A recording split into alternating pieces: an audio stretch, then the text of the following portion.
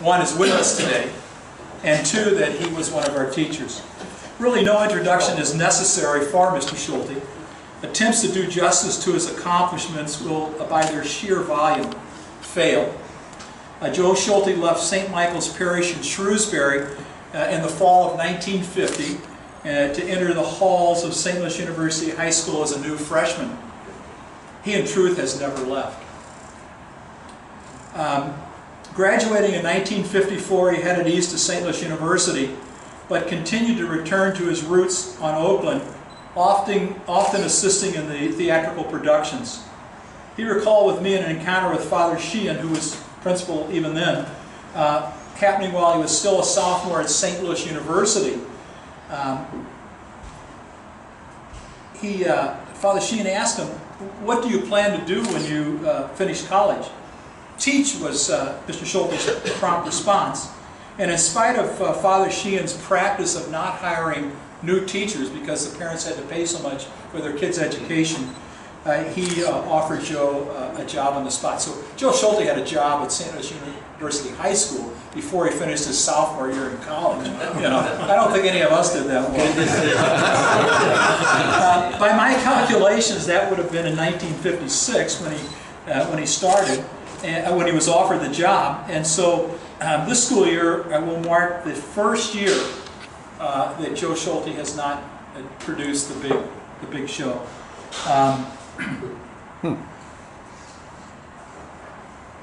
He also, math was one of his big loves. He really loved teaching math, and he ended up having to sacrifice that 12 years ago to allow him to develop the fine arts program. It may be of some interest, and I know some of you already know this, that recently freshmen have been required to take a 6-week-long juggling course. No, just 6 days out of their 6 days of juggling.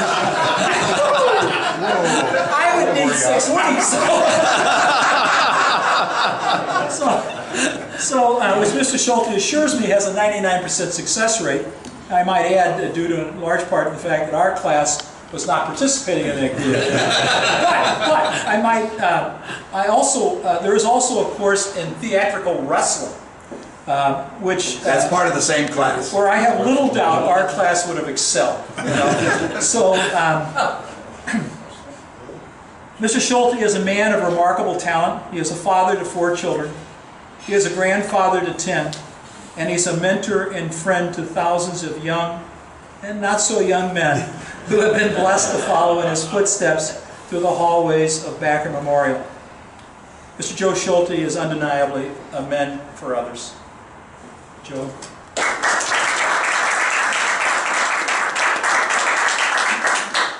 Now what am I supposed to do? Well, we're going to ask you questions. We do this, it's sort of the, you can sit or stand. It's the Frank Cusimano. It's the Frank Cusimano. We throw out a word and you answer. Could somebody bring me some water so that I... Yes, we please? certainly can. Hey, Tom, glass of water over there. But not a big glass of water, just a half one. So when you were talking to me, there was a little story that I thought would be sort of good to get people started on. You've had some surgical procedures, I believe. I think you've had 3 knee replacements. 3 knee replacements. And some people say, "Wow, you only have 2 knees." So I say, "Well, my left knee, my right knee, and my high knee."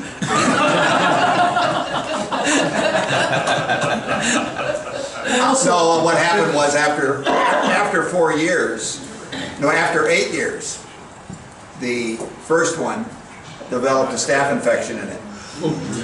And I lived without a knee for 3.5 months and had a spacer in there, and I was using a walker. And that was the time when my daughter decided that it was time for her to get married. Oh. And I was very glad that she didn't pick the cathedral to walk down. So anyway, we got her married, and so then the following, about 2 months later, they fixed my knee, and I went back to work that summer in the Muni, which I also worked there for 36 years as a professional stage manager and member of Actors Equity and all that other bilge. And I worked with the lighting designers and designed the follow spot cues with them. and we always had a great time. So, and some of those people have become my good friends. In fact, I went to a show in New York recently, within the last 5 years. That right now, when you're my age, that's recently. We're not that far behind. 10 years is not that far. Anyway, I went with Dave Laughlin and John Rick to set up a cash bar event where you could bid on going to see the American Ballet Theater, where the company manager of the American Ballet Theater happens to be a graduate of SLUH High, and backstage at Sister Act when it was playing Broadway. And one of the young nuns in the show, graduate of Koryezu, we were trying to get her to be part of a backstage tour and be associated with that particular event. We tried to put all those things together whenever we could. And when I went backstage, there were all kinds of people that I had met through the Muni, along with 2 former students who were stage managers for the show that I didn't even know. They were just brought in for the week. That's how they do it when they do a Broadway show. Somebody takes a vacation, they bring in another one, and they give them the easy jobs. But and Dave Laughlin says, you know all these people? And I said, yes, we know them. In fact, one of my lighting designers, I went backstage to see a show production of Follies, and his comment was, the number of people that said hello to you as they came out of the dressing rooms. I didn't know but 2 people in here, and you had more people than 5 times as many people as that. And he said, I work in the business in New York, and I don't know that many people. So I've had a lot of friends both here and there. And so we always have a great time. And I still go to New York, pig out on theater 2 or 3 times a year. In fact, I got a phone call last night from one of our alums who was also getting ready to go to New York, and he wants to know, what show should I see and how can I get cheap tickets? Mainly the cheap tickets, right? And so but he ended up, he picked 4 nice shows, which I had seen all of them and gave him recommendations to. And I told him there are places where you can get discount tickets. And sometimes you can wait in line if you want to, but on the other hand, that's the real cheap ones that you can go unless somebody's going to give you a free one. And but you can get some real good deals over the internet. And so I guide people like that in the alums. And whenever I go, because of my knees, I always pay for an extra ticket and a meal out with one of our alums. And we go out beforehand and then meet afterwards, and that's fun. Joe, could I ask you, when I was in law school in New York, I drove a cab and I picked up Rich Harden at the airport one time, who was working in the theater, and of course he's now deceased. Can you tell us what you know about his time and what he did exactly? He was actually he was a teacher at that. I'm not sure what is that school for theater that they have in New York City? Performing Arts Theater. The Performing Arts Theater. School. Yeah. High school. The Performing Arts High School. And I think it's called LaGuardia. I think maybe that's the school that is. But he was one of the teachers there, and in fact, the day of his funeral, somehow or other, his wife is related to the owners of Favaz's restaurant in South St. Louis. My partner is Anthony Favazza, yeah. Okay. I didn't know that. Yeah, and I think his wife is like a cousin of so and so or so and so in the family. St. And, Louis. yeah, in St. Louis. Yes. So that's and I do know that that's what happened. That's that. And one time I ran into him walking through Times Square. Yeah. And people have found me in theaters in New York, by the way. All I had to do was laugh.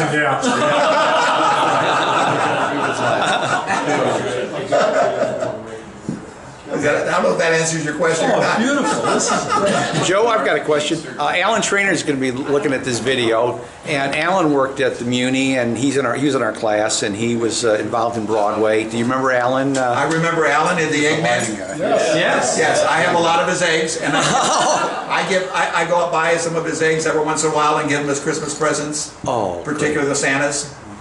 I gave one to the woman who runs the Webster Groves bookstore. She's always been nice to me. So one time I picked up one when he was selling them out of Lindbergh High School and brought it back and gave it to her as a Christmas present. But I know, and I tell people to look for him, because he's got an interesting way of how all of it happened that he became the Eggman. You know, so it's fun. Thanks. I love that. Any other questions? Joe, I've asked you in the past, what was your favorite production, and you've always told me it's the one that you're working on at the moment. Yes.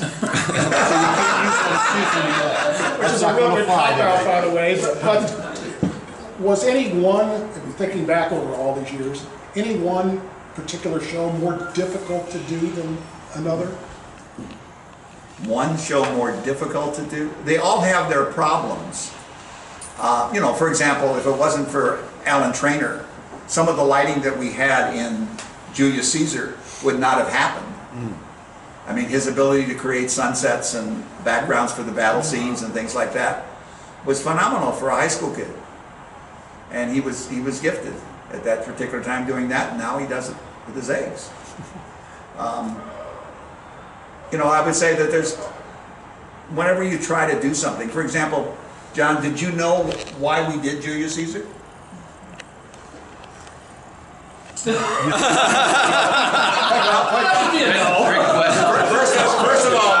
First of all, I had gone to the principal and said,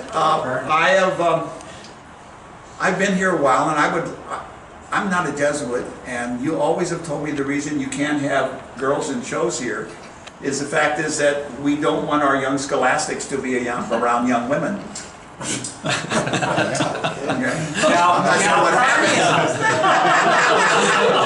Obviously, it didn't work for all of them.